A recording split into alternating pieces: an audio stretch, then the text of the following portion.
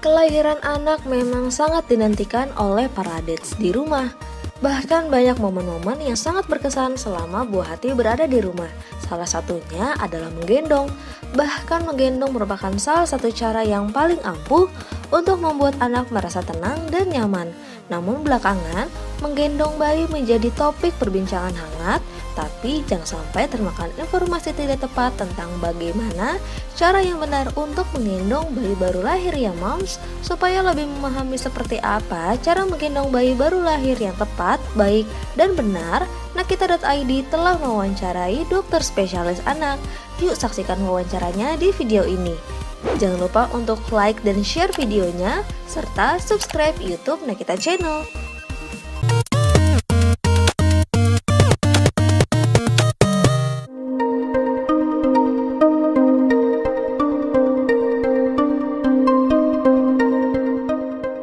Karena terutama mungkin ibu-ibu yang anak pertama ya, belum pengalaman cara menggendong bayi.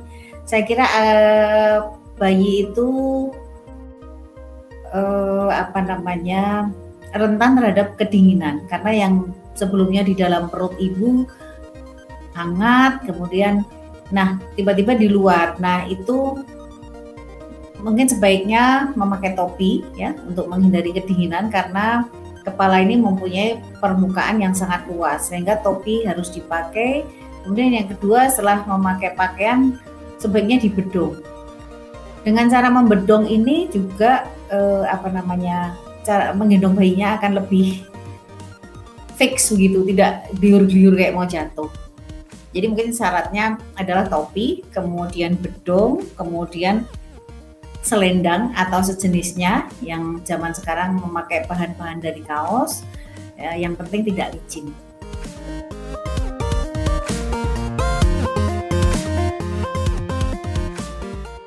Mungkin gendongannya terlalu digendong, jadi misalnya kita menggendong seperti model zaman dulu ya, pakai selendang begitu, itu terus terlalu melengkung atau terlalu ke bawah sehingga leher bayi itu melengkung seperti ini.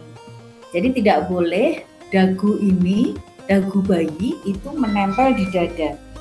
Hati-hati, ini bisa mengganggu pernapasan bayi ya. Perhatikan bahwa dagu tidak boleh menempel pada dada, sehingga mesti gendongnya agak tinggi, kira-kira di bawah dada yang menggendong. Kemudian perhatikan jangan sampai melengkung seperti ini. Ini akan mengganggu jalan nafas, atau juga terlalu hiperrefleksi atau terlalu mendongak, ini juga mengganggu pernafasan bayi ya, sehingga perhatikan pada saat menggendong, perhatikan ini.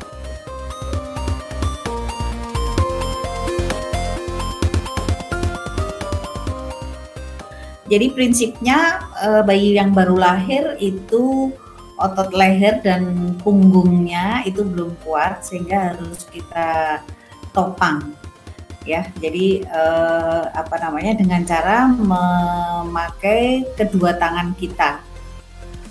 Jadi kalau bayi misalnya di posisi di tempat tidur, tangan kiri kita memegang leher dan kepala, kemudian tangan kanan kita memegang pantat dan pinggang.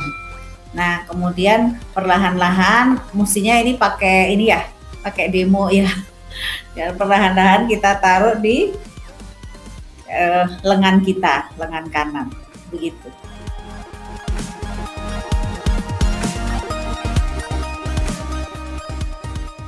Jadi bayi baru lahir itu bisa dengan dua macam.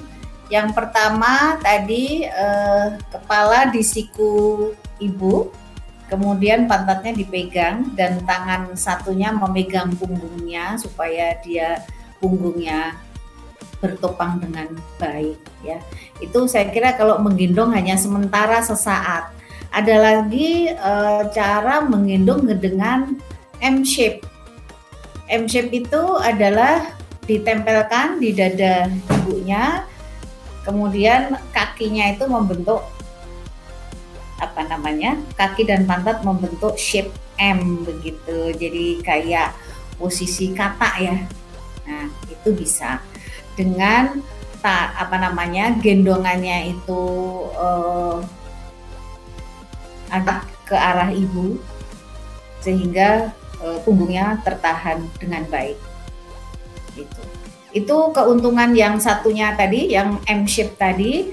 Kalau digendong M-shape, ibunya bisa leluasa melakukan kegiatan-kegiatan yang lain, misalnya membacakan buku kakaknya atau mengerjakan pekerjaan-pekerjaan ringan sambil menyapu rumah atau melipat pakaian yang habis dicuci begitu.